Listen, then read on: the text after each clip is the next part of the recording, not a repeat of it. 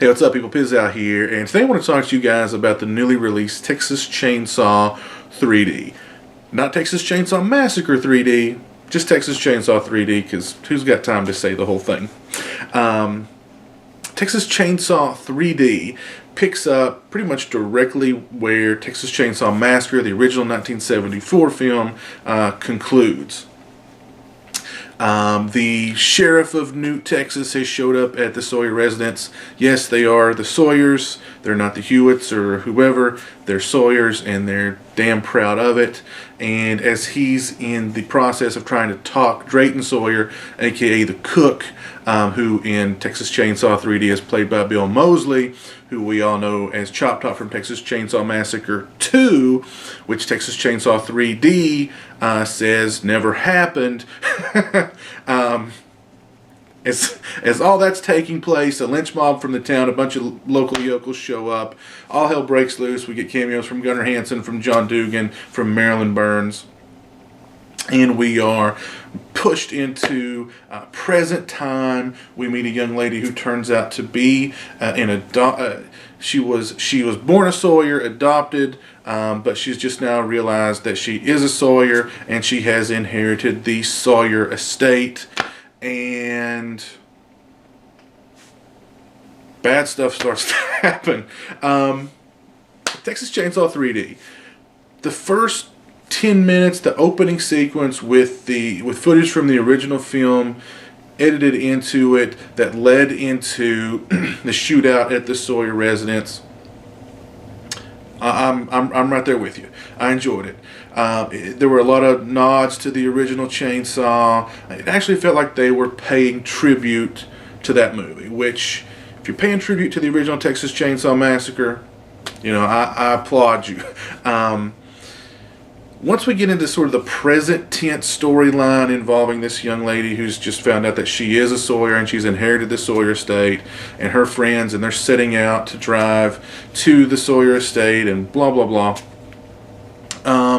We get into about 45 to 50 minutes of almost unbearable, an unbearable movie, really. We've got just bad everything across the board. It's not good. It's boring. It is fairly tedious. It's just not good. It's not good. The acting is bad. The dialogue is bad. The writing is bad. There's lots of blood and gore and stuff going on, but even that's really not that interesting. It's just not good. It's not good at all. However, the final, I'm going to say probably about 15 minutes of the movie, the last act of the movie, really does a lot toward redeeming the entire movie. They do something with Texas Chainsaw 3D that really no other Texas Chainsaw Massacre movie, aside from the original one, ever did. And the thing about it that I've always found endearing about Leatherface as a character, and very interesting about him as a character, is that he is a sympathetic character. He is, in the original Chainsaw, he is scared to death. There's just these people coming from nowhere. They're trespassing in his house. He doesn't know what else to do but, defend what's his. At the same time, he's this big, scary, menacing, imposing figure, but he's his family's bitch. He's their enforcer. He's their cook. He's their cleaner. He does all the dirty work. I've always found that really interesting about him. And this movie, Texas Chainsaw 3D, sort of captures some of that in the last act. Make no mistake, Leatherface is the star of this movie, and Leatherface is ultimately the hero of the movie. That last act, that last 15, 20 minutes, whatever it was, I just had a smile on my face. And I ended up walking out of the movie happy. I had enjoyed myself. Now, granted, that 45, 50 minute period in the middle, I could see a lot of people just getting up and walking out on the movie at some point in there. Because there's just nothing really interesting going on. There's there's, I'll give them this, I mean, it's wham bam, thank you ma'am. I mean, they introduce the characters like this, like, hi, I'm this character, I like to work out. Hi, I'm this character, I like to cook. Hi, I'm this character, I'm the slut. And then 10 minutes later, they are gone. There's lots of bloody, like I said, bloody, gory effects and stuff going on, but that's not, I personally don't really find that incredibly interesting. The three young girls that were sitting in front of me, the boo jump scares and the chainsaws cutting people up, that got them, but not really doing it for me. But that final act, and I have to say, that final act sort of redeemed the movie in my eyes. Now, am I recommending the movie? Do I think the movie's a good movie? I mean, forget about great, a good movie? No, God, no. Where is it in the pantheon of Texas Chainsaw movies? It's certainly at the bottom, but I will commend them on paying tribute to the original film. They even try to throw in there some black humor, stuff about like family dynamics and stuff like that were in the original Chainsaw. They fail pretty miserably at it, but I'll give them an A for effort. They try to toe the line between making it kind of, with the dark humor, yet at the same time throwing out that, the dark, bleak, dread-filled kind of thing like the Chainsaw remake and the prequel to the remake tried to do.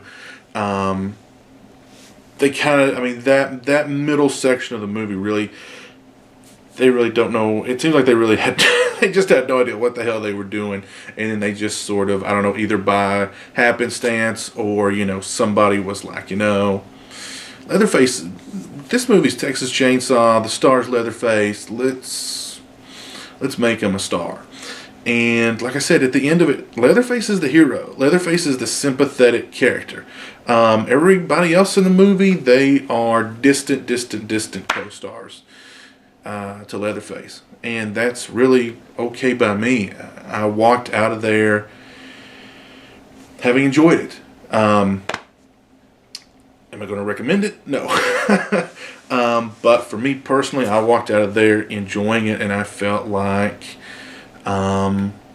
certainly it was more respectful of its source material than, certainly more so than the Platinum Dunes chainsaws. And I'll admit to even enjoying the remake. I thought the remake was pretty well done.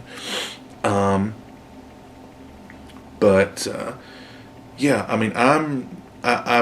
understand that the movie's getting a lot of really bad reviews, and this may be the only one that's even remotely, if I had to give it a score on a scale of 1 to 10, I'd probably give it a 4. That's it. That seems kind of generous, but even something as remotely positive as this kind of sounds like is probably, I'm going to be standing alone on the hilltop. It's a very small hilltop. I don't know. Texas Chainsaw 3D, if you guys saw it, please comment below. Let me know what you guys thought. Did you in any way pick up on that? How they had sort of the similarities between Leatherface in the original and Leatherface here, as far as him being sort of a sympathetic character and him, his hero sort of moment, if that in any way, if you've even made it to that point after that middle part, which some of you guys, and I totally would understand why you'd walk out. Anyway, if you haven't seen the movie yet and you're going to go see it, stick around till after the end of the credits. There's a nice little coda, or I think it's a coda that they're tacked on at the end. That was kind of funny, I guess. But anyway, Texas Chainsaw 3D. The best thing I can say about it is that I walked out of it happy. That's the best I can give it. I walked out of it happy.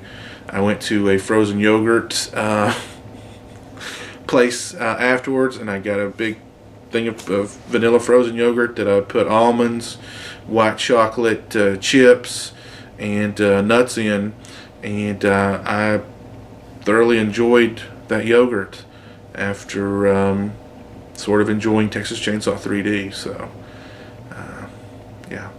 Anyway, until next time, you guys take it easy and peace.